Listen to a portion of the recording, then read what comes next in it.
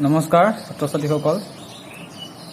মই ইয়াৰ আগত তোমালোকক পাষ্ট টেন্সৰ ওপৰত এটি ভিডিঅ' দিছিলোঁ আৰু তোমালোকে নিশ্চয় সেই ভিডিঅ'টো চাইছা আৰু বুজি পাইছা যদি কিবা বুজি নোপোৱা আছে এতিয়াও তোমালোকে মোক মেছেজ বা কল কৰি সুধিব পাৰা মই তোমালোকক পাষ্ট টেন্সৰ কেইটামান এক্সাৰচাইজ কৰিবলৈ দিছিলোঁ ঠিক আছে 8টা দিছিলোঁ তোমালোকে কৰি পেলাই দেখুৱাইছা বাৰু বহুতৰ ভুল হৈছে তো সেই ভুলকেইটা মই তোমালোকক আজি শুধৰাই দিম ঠিক আছে মই বুজাই দিম এটা এটাকৈ তোমালোকে ভালকৈ শুনি যাবা সো নাম্বাৰ 1 টো চোৱা they all tell the same story তো এইটো আমি কি কৰিব দিছোঁ সিম্পল পাষ্টলৈ মই নিব দিছোঁ ঠিক আছে they all tell the same story তো ইয়াত ভাৰ্বটো কি হয় আমাৰ টেল এইটো ব্ৰেকেটত দিয়া হৈছে গতিকে আমাক এইটো চেঞ্জ কৰিব লাগে ঠিক আছে তোমালোকে এইটো চেঞ্জ কৰিব লাগে কলৈ চেঞ্জ কৰিব লাগে সিম্পল পাষ্টলৈ নিব লাগে তো they all tell the same story এটা সিম্পল পাষ্ট বুলি ক'লে আমি ভাৰ্বটো কি কয় আমি সিম্পল পাষ্টলৈ নিব লাগিব এতিয়া এইটো প্ৰেজেণ্টত হৈ আছে টেল তেনেকৈ গ' হ'লে কি হ'ব সিম্পল পাষ্ট ফৰ্মটো কি হ'ব ৱেণ্ট হ'ব ঠিক আছে তেনেকৈ টেলৰ আমাৰ পাষ্ট ফৰ্মটো কি হ'ব টল্ড হ'ব ঠিক আছে টেলৰ পাষ্ট ফৰ্মটো কি হ'ব টল্ড হ'ব তো আমি ইয়াত কি কৰিব লাগিব টল্ড দিব লাগিব দে all told the same story তো এইটো হ'ব আমাৰ সিম্পল পাষ্ট আমি সকলোতে ৱাজ ৱেৰ আমি লগাব নালাগে গম পাইছা সকলোতে আমাক ৱাজ ৱেৰ য'ত প্ৰয়োজন হয় আমি তাতেহে আমি বি ভাৰ্বৰ প্ৰয়োগ কৰিব লাগে এনেই আমি চবতে বি ভাৰ্বৰ প্ৰয়োগ কৰিব নোৱাৰোঁ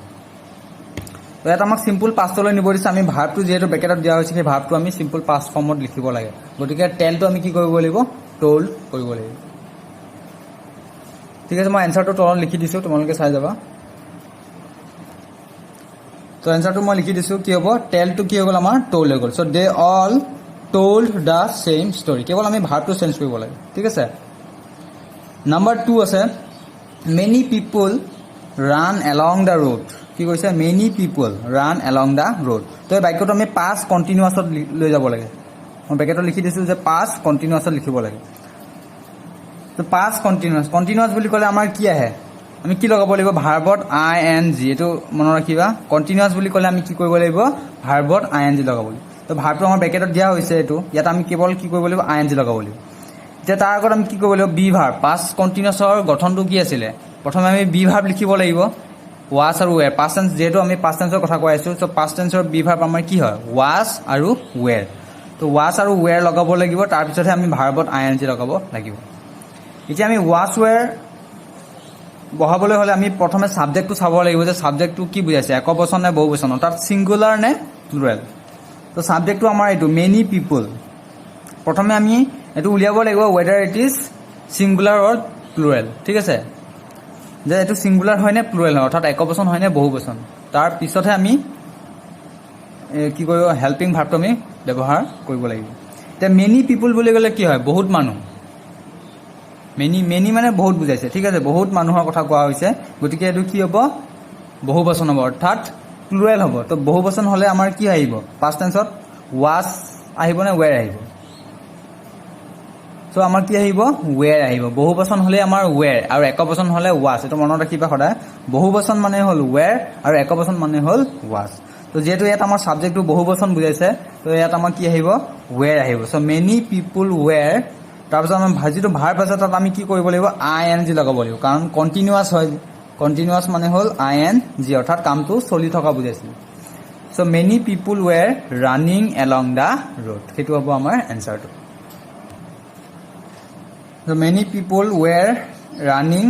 ৱেৰটো লিখিলোঁ আমি যিহেতু বহুবচন বুজাইছে ৱেৰ আৰু ভাৰ্বত আমি আই এন জি লগাই দিলোঁ ঠিক আছে ত' many people were running along the road মানে পাষ্ট কণ্টিনিউৱাছ হৈছে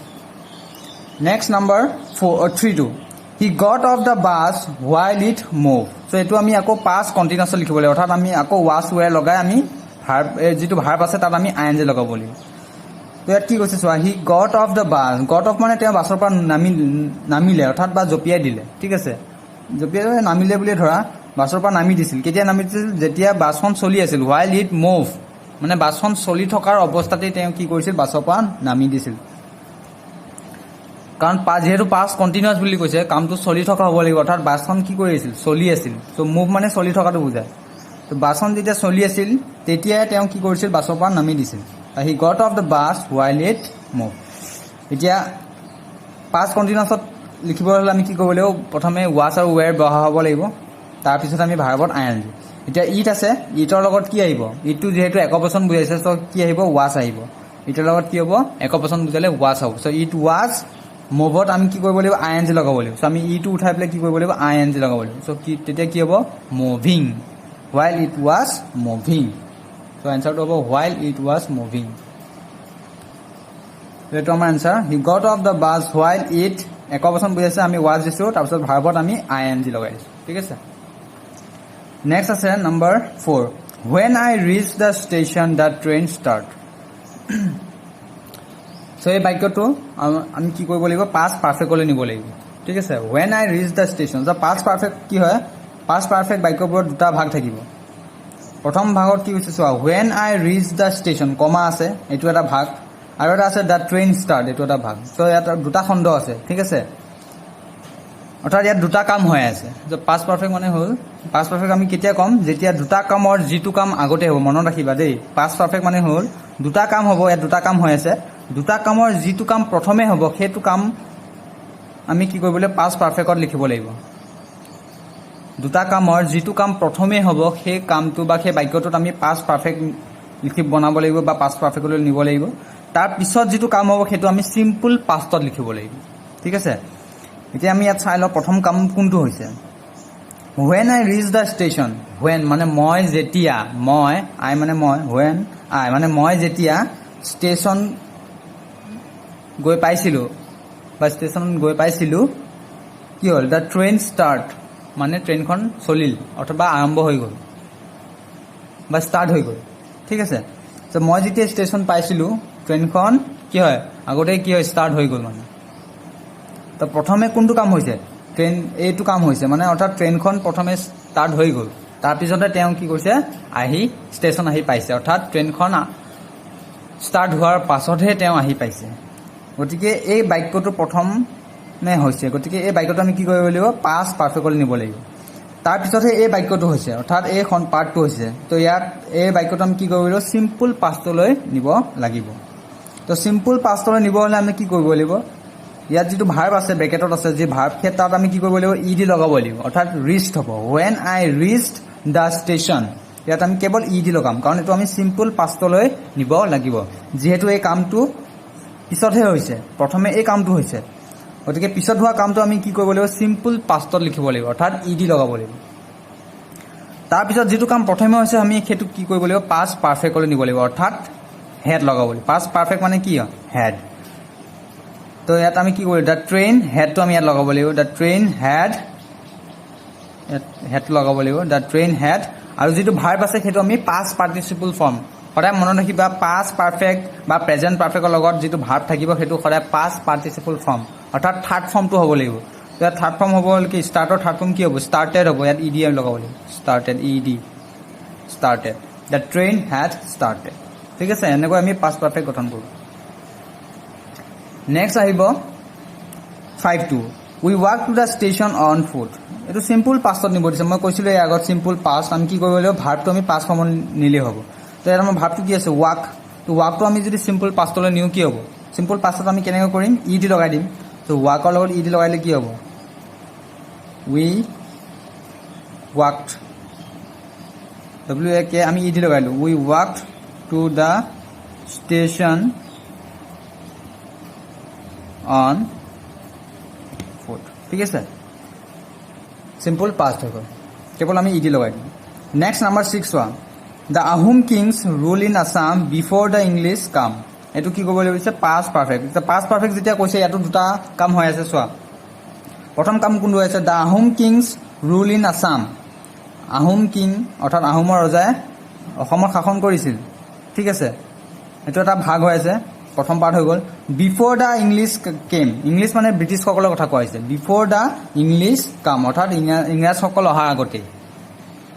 ঠিক আছে ইংৰাজসকল অহাৰ আগতে আহোম ৰজাসকলে অসমত শাসন কৰিছিল ৰুল কৰিছিল ঠিক আছে এতিয়া প্ৰথমে কোনটো কাম হৈছে চোৱা the Ahom kings rule in Assam before the English came প্ৰথমে এইটো হৈছে প্ৰথম বাক্যটো হৈছে the Ahom kings rule in Assam, অৰ্থাৎ আহোম ৰজাসকলে অসমত ৰুল কৰিছিল, শাসন কৰিছিল। তাৰ পিছতহে কি কৰিছিল, ব্ৰিটিছসকল আহি অসমত আহিছিল। ঠিক আছে, বিফৰ দ্য ইংলিছ কেম, মানে ইংৰাজসকলে অহাৰ আগতেই আহোম ৰজাসকলে অসমত শাসন কৰিছিল। গতিকে এই প্ৰথম ভাগটো কি হৈছে, প্ৰথমে হৈছিল, তাৰ পিছতহে এইটো হৈছিল। তো Ahom kings rule in Assam. So' এই বাক্যটো আমি কি কৰিছোঁ, যিহেতু প্ৰথমে হৈছে, আমি ইয়াত কি কৰিব লাগিব, পাষ্ট পাৰফেক্ট লগাব লাগিব, অৰ্থাৎ হেড লগাব লাগিব। ঠিক আছে, তো আমি ক'ত লগাব লাগিব, হেডটো যিটো ভাৰ্ব আছে তাৰ আগত। চ' এনচাৰটো কি হ'ব, the Ahom Kings, the Ahom Kings. তো ভাৰ্বৰ আগত আমি কি লগাব লাগিব, হেড লগাব লাগিব, হেড ৰুলড ইন। মই কৈছিলোঁ যে পাষ্ট পাৰফেক্ট বা প্ৰেজেণ্ট পাৰফেক্ট হওক, ভাৰ্বটো আমি থাৰ্ড ফৰ্মত লিখিব লাগিব। তো ৰুল কি হ'ব, ৰুলড হ'ব, ৰুলড ইন আছাম। তাৰপিছত ছেকেণ্ড পাৰ্টটো লিখা চিম্পল পাষ্টত লিখিব লাগিব, বিফৰ দ্য ইংলিছ কাম আছে, কামটো কি হ'ব, চিম্পল পাষ্ট হ'লে কেম হ'ব, কাম কেম। ঠিক আছে,